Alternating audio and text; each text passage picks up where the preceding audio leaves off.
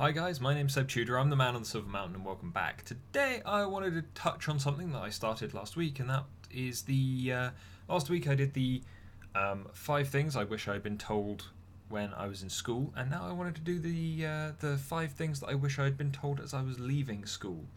And so obviously, the leaving school bit is a bit of an odd transition point to pick. But at the same time, there are lots of things that people are going to go into when they are leaving education, be it leaving secondary education, going straight into the workforce, or be it leaving university education and moving from there into the workforce, or whatever else that they might be doing as a result of the course that they've done.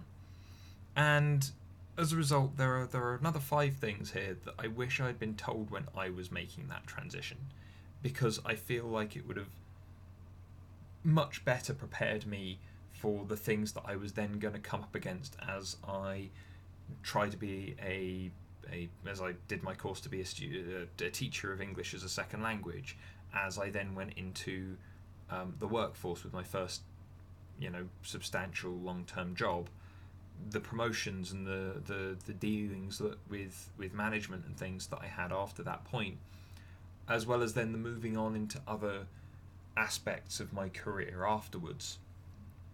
And so the first one that I want to talk about, or the one that I want to touch on, is that people will always take advantage if they can.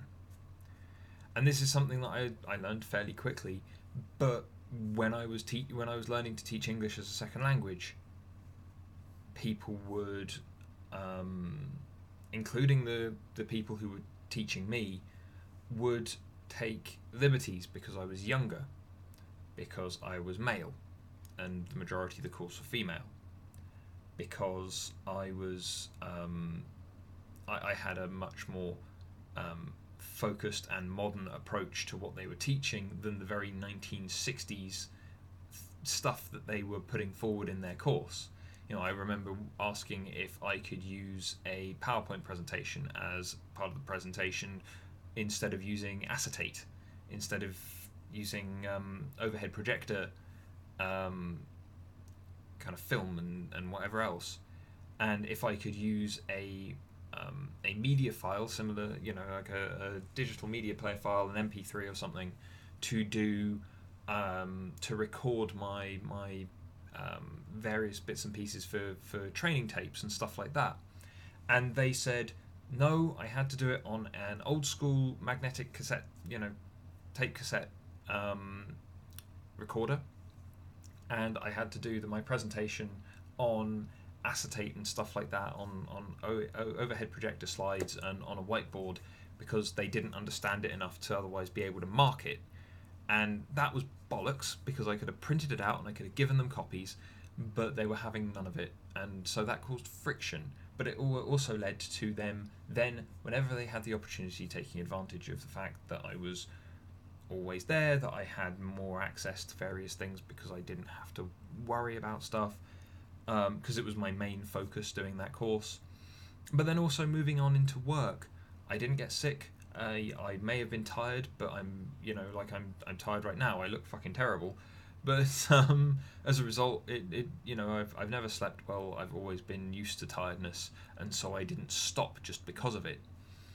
And as a result, I would be given very long hours. I would always get called in to work on behalf of other people when they'd called in sick for no reason and things like that.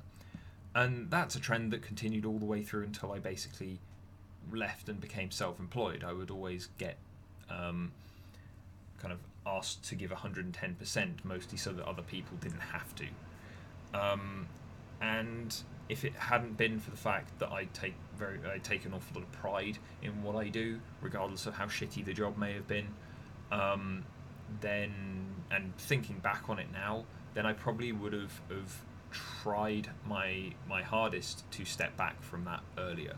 But at the same time, at least if I had been told that people would take advantage of me, and the fact that I had things that they could exploit to their own ends to one degree or another, then at least I would have been prepared for it. At least I would have been aware that it was coming, and would have maybe been in a better state to deal with it, instead of at points getting frustrated and upset over how I was being treated, with no other way of really breaking out of that situation. The second one also kind of ties into work stuff, and that is that regardless of where you are, what job you're doing, or anything like that, to one degree or another, like obviously self-employment is slightly different, but if you're working for someone else, you are always going to have a boss or someone up the chain from you with more authority who doesn't deserve to be there, is an asshole, and will cause you as many problems as possible throughout your time working with them.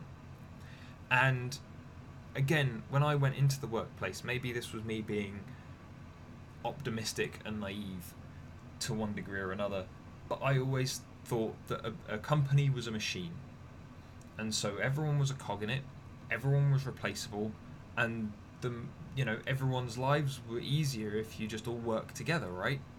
So if I did my job to the best of my ability, and you did your job to the best of your ability, and Steve over there did his job to the best of his ability, and Sharon over there did the best that she could possibly do for her job as well, then everything runs smoothly and everyone has a simple kind of relaxed time where they're just getting on with what they got to do, and then you get your money and you go home.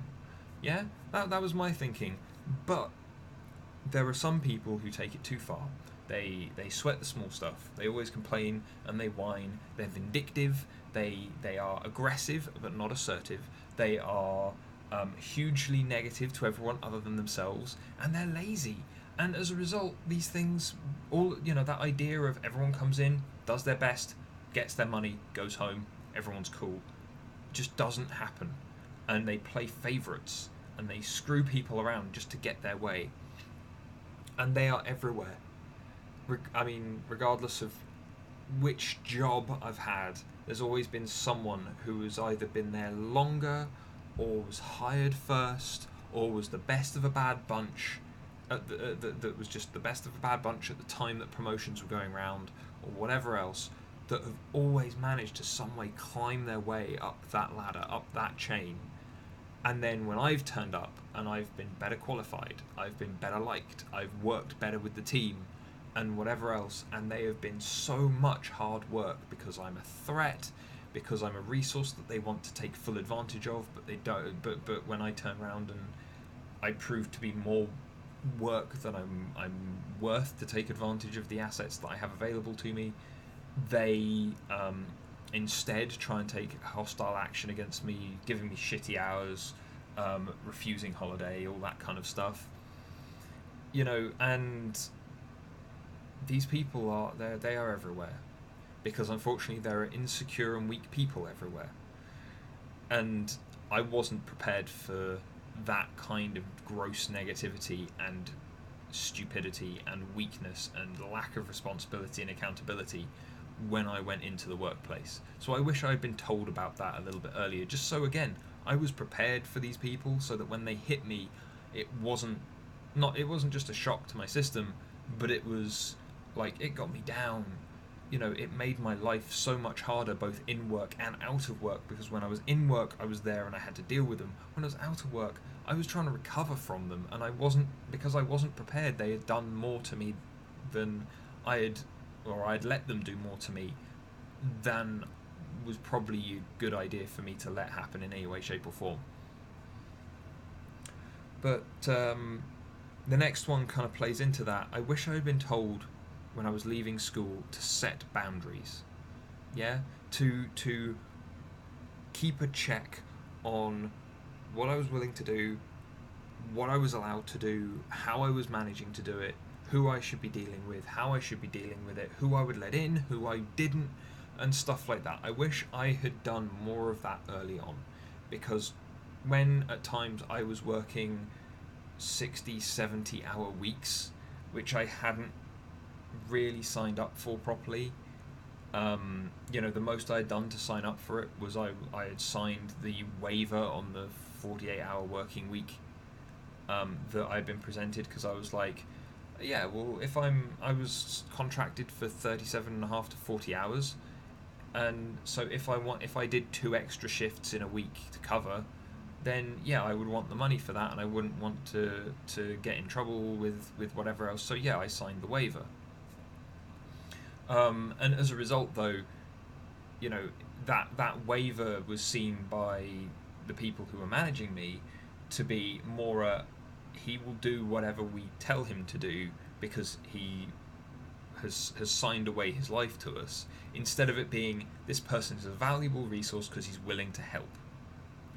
And as a result, I wish I had set more of my boundaries and been aware more of my rights back then when I first started working, which I could have researched myself. It would have been helpful if it had maybe been taught in school or something like that, but it's something that I could have looked into for myself if I had been made maybe more aware that boundaries are a thing that is so important that you don't really touch on in school, because in school and in education generally, you're all in the same boat, you're in a collective of your peers, and you get kind of moved along and out through the other side as you just get churned through this big educational machine. And so setting those boundaries, sorry, I'm getting a little dry, but I'm wishing that those boundaries were maybe made more apparent to me so that I could then actually apply them and make sure that I wasn't taken advantage of, and I wasn't stuck with a shitty boss that would do all of these things and I wouldn't have much in the way to defend myself with. I wish I had set that up more early. The next one is, again, kind of with money, and I wish that I had been told more that money was just a means to an end. Yeah? That I had a lot of people going, yeah, well, you need money, you need to go and work, and you need to go and find all these things, and you need to blah, blah, blah. And then, as a result, though, I did save up an awful lot of money. I focused more on getting the money than what I was going to do once I had the money. And as a result, that turned my life into work for money, come home, recuperate so that I can work for money more. And it wasn't a case of me working an appropriate amount to get what I needed for the things that I wanted to do so that I could continue to enrich my life.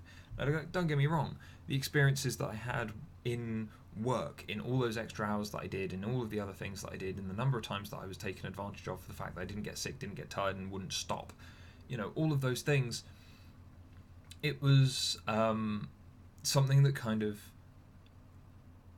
I learned an awful lot from, and it gave me an awful lot to bring to you guys now, or for me to use in coaching, or gave me, in fact, probably the access to go and become a coach as it is.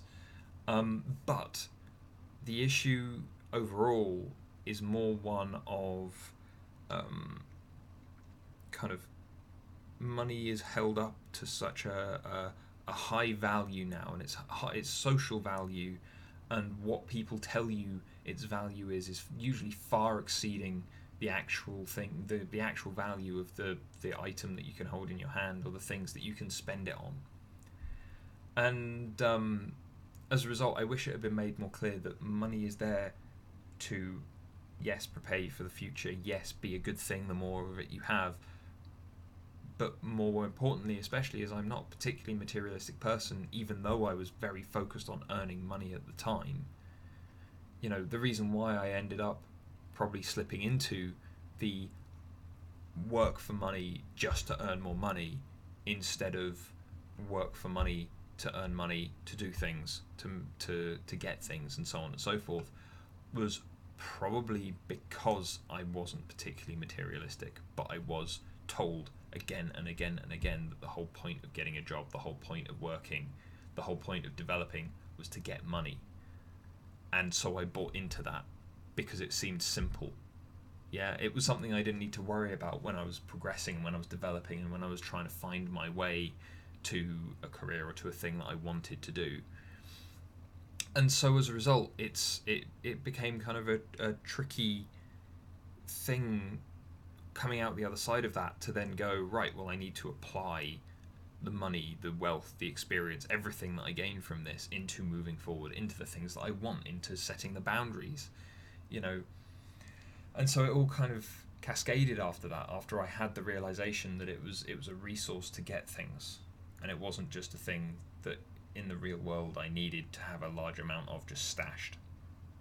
Because that's, for a time, not necessarily what I was consciously doing, but what just I happened to be doing. And again, having someone just say that out loud, having that awareness provided to me, early on, I feel would have been beneficial and useful to me to progress with. But then the last one, and this is very much more about interpersonal stuff, because I talked in my video last week about wanting to be told more about how to talk to people and how 90% of stuff is in my head and stuff like that. But obviously, as an adult, leaving education, be it leaving education of the higher variety, or leaving education of kind of secondary school level, being told that sex isn't everything is something, so much weight is thrown into sex. It's incredibly important to people as a rite of passage. It's something that everyone is intrigued about. It's something that everyone wants because it's something new that we're often told, especially when you're like 15, 16, you're told that you're not allowed to have it until you pass the age of consent and you've passed X, Y, and Z threshold. And so it becomes this thing that people want, and they will sometimes recklessly chase after it. And I wish I had been told earlier on, just like in a very blunt fashion, that it doesn't amount to everything. Sex in a relationship, sex casually, sex in the portraying of it, and all that kind of thing. It's always made such a big deal of, be it positive or negative, it's always made such a big deal of. And it's important for our species, and it's a big important part of people's lives and stuff like that. But especially after I kind of came out of my shell and I grew a backbone again, the one that I had lost when I was a small child, and started growing in confidence and becoming maybe not such a nice person in regards to the relationships that I was forming and the people that I was dealing with and how I was approaching sexual relationships and things. It's like if it's something that I had been made more aware of early on, then I wouldn't have got to that point where sex had become boring to me. A lot of the special, both positive and negative of it, had just gone. I was numb to it. I was bored. It was all by numbers, and I was just kind of, even with different partners, it wasn't something that stood out to me as special and worthwhile because it was all going through the same motions, and I had mapped it out in my head from observations of people, from observations of myself, through introspection that way, through working through numerous things with numerous different people, trial and error and whatever else in a very kind of haphazard manner. It all became really dull. And it's only recently with my current girlfriend that now I've rediscovered some of the stuff that I felt that I very much lost then when I became very numb to it. And so it's that gap that I had between that time and now that firstly I think allowed me to regain some of the sensitivity to those things, but also work out how best to appreciate those things so that they don't, they're not everything, but I can still give them the appreciation and provide the gratitude to the people who have provided me those experiences in a constructive, useful and positive way, instead of becoming either negative about it or numb to it and whatever else. And so I wish it had been something that had been, we get taught in sex ed in the UK at any rate. You get told about the mechanics of it. You get told about the diseases and how terrible things can be, and which parts of your anatomy can drop off. But very rarely are you told that actually it's not the be-all end-all in a lot of ways, and they don't break it down for you that way. But anyway, yeah, those are the 5 things that I wish I had been told when I was leaving school. And again, as with last week, please let me know what you guys wish you'd been told when you were leaving school, when you were leaving education, be it higher or secondary or whatever, at whatever point you left education. What do you wish you'd been told maybe more about the world, maybe by a parent, maybe by a teacher, maybe by a friend, whoever. What little bits of wisdom do you wish you'd had passed on to you when you were moving out into the big bad world and left to flounder? Maybe there'll be things down in the comments that will be enlightening. Some of them might be funny, some of them might be useful, who knows. But otherwise, guys, thank you very much for taking the time to stick around with me today, and otherwise I will see you in the video tomorrow. Take care. Thank you very much for watching, guys. If you enjoyed this video or found it at all interesting, then please drop me a like and subscribe for more, and we'll see you in the video tomorrow. Take care.